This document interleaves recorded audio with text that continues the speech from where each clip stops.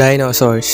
ഇന്ന് നമ്മൾ കാണുന്ന പല്ലികളും അതുപോലത്തെ റെപ്റ്റൈലുകളുടെ ആൻസിസ്റ്റേഴ്സാണ് ഡൈനോസോഴ്സ്. അതായത് ലിറ്ററലി ഈ ഭൂമിയെ 16 കോടി വർഷമാണ് ഇവർ ഭരിച്ചിരുന്നത്. അതായത് ഒരു മനുഷ്യന്റെ മുമ്പിലൊക്കെ നോക്കിക്കഴിഞ്ഞാൽ ഇത് ഭയങ്കര ഭീമാകാരമാണ്. അപ്പോൾ ഇത്രയും സ്കെയറിയും ഇത്രയും പവർഫുൾ ആയിട്ടുള്ള ഈ ഒരു ജന്തു, ഈ ഒരു ഡൈനോസോഴ്സ് എങ്ങനെ നശിച്ചുപോയി, എങ്ങനെ ലോകത്തിൽ നിന്ന് എന്നേക്കുമായി ഇല്ലാതായി? ഇത് മനസ്സിലാക്കാൻ നമ്മൾ 6.5 കോടി വർഷം പിറകിലേക്ക് പോകണം. 6.5 കോടി വർഷങ്ങൾക്ക് മുമ്പ് ഭൂമി വേറെ തന്നെ രീതിയിലായിരുന്നു. എവിടെ നോക്കിയാലും ഡൈനോസോഴ്സ്, ആകാശത്ത് പറക്കുന്ന ഡൈനോസോഴ്സ്, വെള്ളത്തിലൂടെ ഓടുന്ന ഡൈനോസോഴ്സ്. ആൻഡ് ലിറ്ററലി അവർ തന്നെയായിരുന്നു the apex predators. Apex predators എന്നത് ഫുഡ് ചെയിൻ്റെ ഏറ്റവും ടോപ്പിൽ നിൽക്കുന്ന ആൾക്കാരാണ്. അതായത് ഇവയെ വേട്ടയാടി കൊല്ലാൻ ആരുമില്ല. പക്ഷെ ഇവയോടൊപ്പം തന്നെ ഒരു തരത്തിലുള്ള ആനിമൽസ് ജീവിച്ചിരുന്നു. അതായിരുന്നു മാമൽസ്. മാമൽസ് എന്ന് പറയുന്നത് ഇന്നത്തെ ഒരു എലിയായിട്ടൊക്കെ ഒരു സാദൃശ്യം വരും. സത്യം പറഞ്ഞാൽ ഈ മാമൽസ് തന്നെയാണ് ഇന്നത്തെ ഈ മനുഷ്യരുടെ ആൻസെസ്റ്റർ. ആൻഡ് ലിറ്ററലി ഇവരുടെ ഏറ്റവും വലിയ പേടി എന്നത് ഈ ഡൈനോസോഴ്സ് ഇവരെ വേട്ടയാടുന്നതാണ്. അപ്പോൾ ഈ ഒരു പേടി കാരണം ഇവർ കുറേ മാളങ്ങളിലും അതുപോലെ അണ്ടർഗ്രൗണ്ട് ടണലിലെല്ലാം പോയി ഒളിച്ചിരിക്കാൻ തുടങ്ങി. ഡൈനോസോഴ്സ് ലോകം ഡോമിനേറ്റ് ചെയ്തുകൊണ്ടിരുന്നപ്പോൾ അപ്രതീക്ഷിതമായി ആസ്ട്രോയിഡ് വരികയാണ്. ഔട്ടർ സ്പേസിൽ നിന്ന് ഒരു 10 കിലോമീറ്റർ ഡയമീറ്ററുള്ള ഒരു ഭീമാകാരമായിട്ടുള്ള ഒരു ആസ്ട്രോയിഡ് എൻ്റർ ചെയ്യുക മാത്രമല്ല, അതിൻ്റെ സ്പീഡ് എന്നത് വളരെ നമുക്ക് കണക്കൂട്ടാൻ പറ്റാത്ത അത്രയും വലിയ സ്പീഡാണ്. അതിന് ഇത്രയും സ്പീഡിലൂടെ ഇത് എർത്തിൻ്റെ അറ്റ്മോസ്ഫിയർ കഴിഞ്ഞു പോകുന്നതനുസരിച്ച് ഫ്രിക്ഷൻ കാരണം ഇതൊരു അഗ്നിപന്തായിട്ട് മാറുവാണ്. പക്ഷേ പ്രശ്നം എന്നത് ഇതിൻ്റെ വെളിച്ചം അത്രയ്ക്കും വലുതായിരുന്നു. അതായത് ഒരു 800 കിലോമീറ്റർ റേഡിയസിലുള്ള ഒരു ജന്തുക്ക് ഇതിനെ കാണാൻ പറ്റത്തില്ല. അവരെല്ലാം ബ്ലൈൻഡ് ആയിരുന്നു. എന്നാൽ ഈ ഡൈനോസേഴ്സ് ബ്ലൈൻഡ് ആയിരുന്നെങ്കിലും എന്തോ വലിയ വിപത്ത് നടക്കുന്നുണ്ടെന്ന് അവർക്ക് മനസ്സിലായി. എന്നാൽ അവർക്ക് ഇതിനോടൊന്നും റിയാക്ട് ചെയ്യാൻ പറ്റാത്ത സമയത്തായിരുന്നു ഇത് പെട്ടെന്ന് വന്ന് ഭൂമിയിലേക്ക് പതിക്കുന്നത്. അതായത് വളരെയധികം ഭയങ്കര പവർഫുൾ ആയിട്ടാണ് ഇത് എർത്തിലേക്ക് ആ ഒരു ഫോഴ്സ് റിലീസ് ചെയ്തത്. റിലീസ് ചെയ്ത ഉടനെ കുറേയധികം ലക്ഷക്കണക്കിന് മെട്രിക് ടൺ പാർട്ടിക്കിൾസ് എർത്തിൽ നിന്ന് മാറുവാണ്. ആൻഡ് ഈ force was so big that അത്രയും ഇമ്പാക്റ്റ് കാരണം വളരെ വലിയ സുനാമികൾ, അതായത് സൂപ്പർ സുനാമികൾ വരാൻ തുടങ്ങി. ഒന്നല്ല രണ്ടല്ല അനേകമായിട്ടുള്ള സുനാമികൾ ഒരു ലോക അവസാനം പോലെ വന്നുകൊണ്ടിരിക്കുകയായിരുന്നു. ഭൂമിയിൽ ഇടിച്ച സമയത്ത് പറന്നുപോയ ആ പാർട്ടിക്കിൾസ് എല്ലാം കൂടി എർത്തിൽ വീണ്ടും ഫയർ ആവാൻ തുടങ്ങി. ഇങ്ങനെ നടക്കുന്ന സമയത്ത് നിങ്ങൾ ചിന്തിക്കും, അപ്പോൾ ഈ ആകാശത്ത് പറന്നു നടക്കുന്നവർ രക്ഷപ്പെടുത്തില്ലേ? യെസ്, അങ്ങനത്തെ ഡൈനോസോഴ്സ് എല്ലാം രക്ഷപ്പെട്ടിരുന്നു. പക്ഷെ അധികം നേരത്തേക്കല്ലായിരുന്നു. ഇങ്ങനെയെല്ലാം നടന്നെങ്കിലും ഭൂമിയിൽ ഒരു കുറവുണ്ടായിരുന്നു. ഡൈനോസറുകളുടെ അന്ത്യം എന്നത് ഒരു പുതിയ ടൈപ്പ് ഓഫ് ക്രിയേച്ചറിന് പുനർജന്മമായിരുന്നു. കഥയുടെ തുടക്കത്തിൽ നമ്മൾ ചെറുതായിട്ട് പറഞ്ഞ മാമൽസ് അണ്ടർഗ്രൗണ്ടിൽ നിന്ന് ഇപ്പോൾ പുറത്തേക്ക് എത്തിയിരിക്കുകയാണ്. ഇന്നത്തേന്ന് 40 ലക്ഷം വർഷങ്ങൾക്ക് മുമ്പ് ഈസ്റ്റ് ആഫ്രിക്കൻ റീജിയനിൽ ഒരു തരത്തിലുള്ള ക്രിയേച്ചേഴ്സ് ജീവിക്കുന്നുണ്ടായിരുന്നു. അവിടെ നമുക്ക് കാണാൻ പറ്റുന്ന ആ ക്രിയേച്ചറാണ് ഏപ്സ്.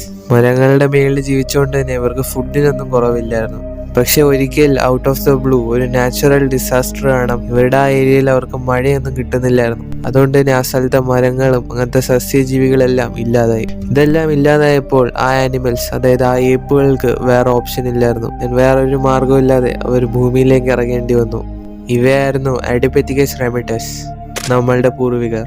ഇവരുടെ ഹൈറ്റൊക്കെ നോക്കിയ ഒരു 4 അടി നീളം മാത്രമേ ഉള്ളൂ. ഞാൻ തലച്ചോറുന്നത് ഒരു തേങ്ങയുടെ അത്ര സൈസ് മാത്രമേ ഉള്ളൂ. എന്നാൽ ഇവർ തന്നെയായിരുന്നു ഭൂമിയുടെ ഹിസ്റ്ററിനെ തന്നെ ചേഞ്ച് ചെയ്യാൻ പോകുന്നവർ. വർഷങ്ങളുടെ വികസനം കാരണം 2 കാലിൽ ഇവർ നടക്കാൻ തുടങ്ങി. 2 കാലിൽ നടക്കുന്നതുകൊണ്ട് തന്നെ അവർക്ക് അത്ര എനർജി വേസ്റ്റേജ് ഇല്ല. അതിൻ്റെ കൂടെ അവർക്ക് ഫുഡ് കഴിച്ചുകൊണ്ട് നടക്കാൻ പറ്റുന്ന ആ ഒരു എബിലിറ്റിയും കൂടി കിട്ടി. പക്ഷേ ലിറ്ററലി ജംഗിളിലെ ഏറ്റവും ഒരു ദുർബലമായിട്ടുള്ള ക്രിയേച്ചർ തന്നെയായിരുന്നു ഈ ഏപ്സ്. അതുകൊണ്ട് തന്നെ എവല്യൂഷൻ വഴി അവർ കുറേ കാര്യങ്ങൾ അഡാപ്റ്റ് ചെയ്യേണ്ടി വന്നു. വർഷങ്ങൾ കഴിയുന്തോറും അവരുടെ തലച്ചോറുകൾ വലുതായിക്കൊണ്ടിരിക്കുകയാണ്. ഇത്രയും മോൺസ്ട്രസ് ആയിട്ടുള്ള ജീവികളിൽ നിന്ന് രക്ഷപ്പെടാൻ അവർ കുറേ ടെക്നിക്കുകൾ പഠിക്കേണ്ടി വന്നു. അങ്ങനെ ഫൈനലി ഏൻഷ്യന്റ് ഹ്യൂമൻസ് എന്ന് കൂടി പറയാൻ പറ്റില്ല. അപ്പോൾ ഈ ക്രിയേച്ചേഴ്സ് ആണെങ്കിൽ സ്റ്റോൺ ടൂൾസ് ഉണ്ടാക്കുവാണ്.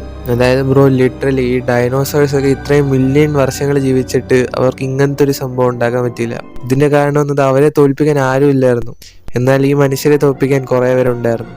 അങ്ങനെ അവിടുന്ന് ആ സ്റ്റോൺ ടൂൾസ് വഴി അവർ വലിയ ആനിമൽസിനെ വീഴ്ത്താൻ തുടങ്ങി. അതിന്റെ മാംസമെല്ലാം വെട്ടി അവർ കഴിക്കാനും തുടങ്ങി. എന്നാൽ ഇത്രയും എത്തിയിട്ട് കൂടി മനുഷ്യചക്രത്തിലെ ഏറ്റവും വലിയ ഡിസ്കവറി ഇതുവരെ നടന്നിട്ടില്ലായിരുന്നു. അതായിരുന്നു ഫയർ. തീ എന്ന് പറയുന്നത് നമ്മളെ ഹിസ്റ്ററി, ഫിസിക്സ് എല്ലാ കാര്യങ്ങളും ചേഞ്ച് ചെയ്തൊരു സംഭവമായിരുന്നു. ബ്രോ, ഈ തീ കൊണ്ടുകൊണ്ട് തന്നെയാണ് നമ്മളുടെ പൂർവികർക്ക് ഈ വലിയ ക്രിയേച്ചേഴ്സിൽ നിന്ന് രക്ഷപ്പെടാൻ പറ്റിയത്.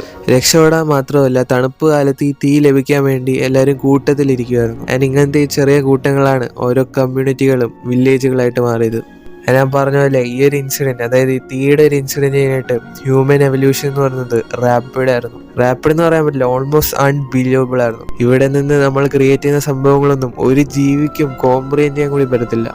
എന്നാൽ നമ്മൾ ഡയറക്റ്റ് ഈ പൂർവികരിൽ തന്നെയല്ല വന്നത്. കാരണം ഈ പൂർവികർക്കും കുറേയധികം സബ് സ്പീഷീസ് ഉണ്ടായിരുന്നു. Homo erectus, homo habilis. അതിൽ ഏറ്റവും സ്ട്രോങ് ആയിട്ടുള്ളത് ഹോമോ ഇറക്റ്റസ് ആയിരുന്നു. ബാക്കിയുള്ള ഹോമോ സ്പീഷീസിൽ നിന്ന് വളരെയധികം സ്ട്രോങ്ങും മസ്കുലറൊക്കെ ആയിരുന്നു. പക്ഷേ bro, the thing is that ഇന്ന് 2 ലക്ഷം വർഷങ്ങൾക്ക് മുമ്പ് ഇവരിൽ ആരും ഇല്ലായിരുന്നു. ഈ എല്ലാ ഹോമോ സ്പീഷീസും എക്സ്റ്റിങ്ക്റ്റ് ആയി പോയിരുന്നു, എക്സെപ്റ്റ് ഫോർ നമ്മൾ, വി ഹോമോ സേപ്പിയൻസ്. നമ്മൾ ഇതിനെയെല്ലാം അതിജീവിച്ചു. ഇതിന്റെ കാരണം എന്നത് ബാക്കിയുള്ള ഹോമോ സ്പീഷീസിനെക്കാട്ടിയും വളരെ വലിയ ബ്രെയിനായിരുന്നു ഹോമോ സേപ്പിയൻസിൻ്റെ ഉള്ളായിരുന്നു. ആ ഒരു തലച്ചോറാണ് നമ്മളെ ഇന്നത്തെ ഈ ഒരു ലെവലിൽ എത്തിച്ചത്. ഞാൻ തുടക്കത്തിൽ പറഞ്ഞ പോലെ ഡൈനോസേഴ്സ് ആയിരുന്നു ആ സമയത്തുള്ള ഏപെക്സ് പ്രെഡേറ്റേഴ്സ്. എന്നാൽ ഇന്നത്തെ കാലത്ത് ഡൈനോസേഴ്സിനെക്കാട്ടിയും സ്കെയറിയും ഡൈനോസേഴ്സിനെക്കാട്ടിയും വളരെ പവർഫുൾ ആയിട്ടുള്ള ഒരേ ഒരു സ്പീഷീസാണ്, അതായിരുന്നു നമ്മൾ മനുഷ്യർ.